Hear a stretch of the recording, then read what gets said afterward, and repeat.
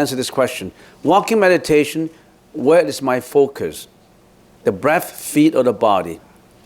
Walking meditation, what the name implies, your walking movement, you concentrate on your walking movement, on your feet. Your right foot went forward, the heel touching the floor, and then the sole, and then the toes. And so you're actually feeling the walking movement. In other words, all your concentration, your focus is mindfully on the walking movement, which means that you want your mind to concentrate in where you want it to concentrate. In other words, when you're walking, you don't think about yesterday's meal and tomorrow's banquet, or yesterday's agony, tomorrow's worry. No. People are like that. When they're walking, they don't know they're walking. It's a spontaneous action. They don't know what, they just walk, but without knowing that they should be mindful on what they're doing. When they're walking, they could be thinking about drinking, partying, making money, problems, sufferings, but not on the walking. You know why? Because your mind is not under your control. It wanders all over the place. You cannot control them. Now you say, I don't want this monkeying mind to wander all over the place. I don't want the monkeys to cling from one branch of greediness to another branch of jealousy, to another branch of depression, another branch of fear, another branch of, whatever emotions. You want your monkey under control. And we said, learn it, monkey. Just stay still. Just watch your walking movement. When you're doing the silent sitting meditation, you are watching your mind when you are still, when you're sitting still, when your body is not in motion. What about when your body is in motion? You can't always be not in motion. You can't always sitting there for millions of years. You have to move your body around. When you move your body around, your monkeying mind is go all over the place again. But now you train your monkey and say, even if I'm walking, my mind is still under my control. I'm aware of my thought. Every thought I'm aware. I'm aware that I have thought of depression coming up. I say, no, this depression thought is not me. It's just a feeling in my mind. Why do I have to identify myself with this agonizing depression? Why do I have to relate my depression, my feeling, me, to this just a thought? The thought is not me. But I want to identify my thought as me. That's why I'm suffering. I'm selfless in this agonizing feeling. Don't link your emotion of the left hemisphere of your brain to the spiritual side, the tranquility side, the peaceful side of the right hemisphere of the brain. Don't link it up that way. Synchronize it. Get a balance of it. We got plugged up with the two hemispheres. We always use our brain on the left side, which is what? Your learning, your existent abilities, all your behavior, you're on the left side. And we don't use too much of the right side of the brain, which is spiritual. If you talk to a neuroscientist, I talk to a few of them, they always tell me that neuroscience only have explored about 10% of the brain. There's a lot of mystical, unresolved issues that we neuroscientists have to find out more. Hopefully they'll find more and more about it. If they can find more and more about it, maybe we can solve some human problems. Why are some people anxious? Why some people have phobia? All that. But in order to probe into that, I think it's more adventurous to probe into the Buddhist teaching of previous life and future life rather than just concentrating on the present life. Because the present is only a one-dimension time. You need many dimensions when you look at it. So, walking meditation, you focus, you're mindful on your movement so that your monkey only concentrate on the movement, it is under your control. But I can see that some people, when they're walking, not doing that. They could be chatting to each other. They're walking shoulder by shoulder, whispering. So what are you doing? Where are you going tomorrow? Are you going to that temple tomorrow? Another temple? Oh yeah. They're talking. They're not mindful of the walking movement. No. Next question. Venerable, we know that is a 3 refuge and a 5 ceremony tomorrow. What is the meaning of refuge? I trust what the Buddha taught, but I do not refuge. Can I claim myself as Buddhist? Besides, what is the difference between Buddhas and Bodhisattvas? Thank you. These are good questions, similar with other questions. What is the meaning of refuge? Refuge is to seeking protection, seeking understanding, because you don't know what kind of protection you have until you understand what kind of protection. So seeking understanding, seeking protection. And the 5 precept ceremony is a step forward. Other than seeking protections and seeking understanding, I am observing the Buddha's basic morality standard 5 items. Abstain from killing, abstain from lying, abstain from stealing, abstain from intoxication, and abstain from drinking. Why do I have to observe these 5 precepts? Because I want to learn how to put my monkeys under control. The only way that I can put my monkeys under control is to tell the monkey not to climb that branch of killing. In other words, we don't kill animals for food. Of course, you won't. Basically, people here, they don't kill humans unless you're a professional killer. I mean, you won't kill humans, but you're still killing animals for food. You still have that killing instinct. You're eating pork, you're eating chicken, you're eating pig, you're eating ducks.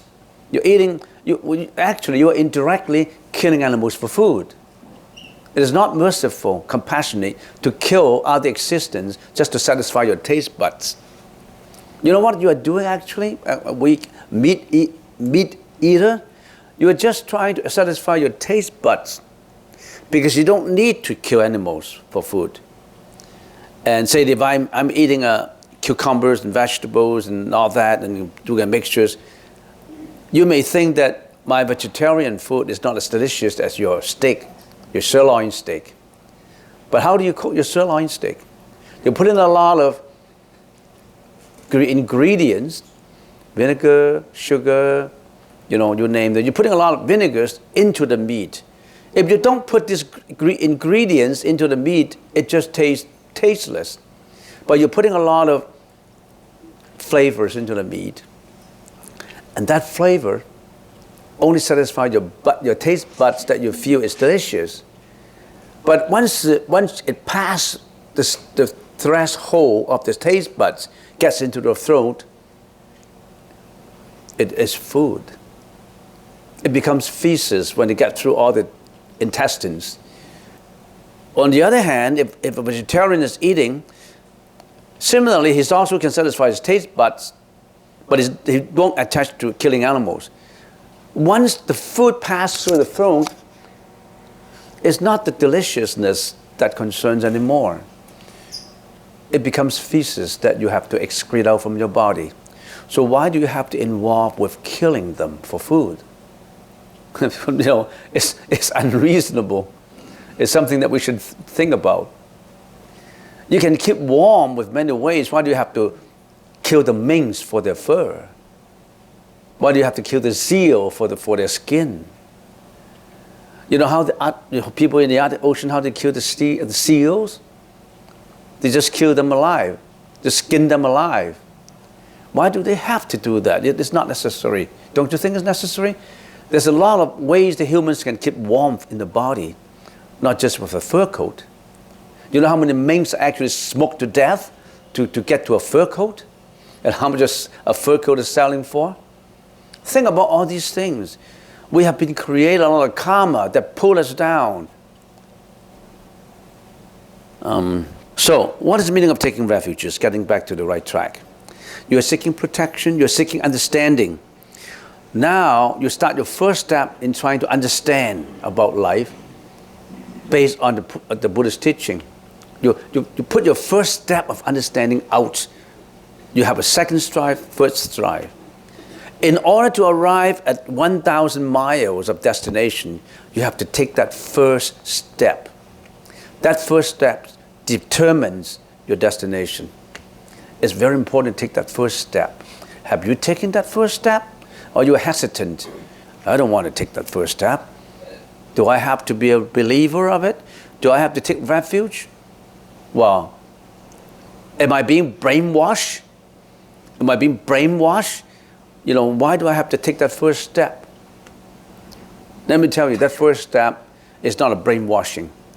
It's just you vow in your belief that you want to seek understanding of the truth.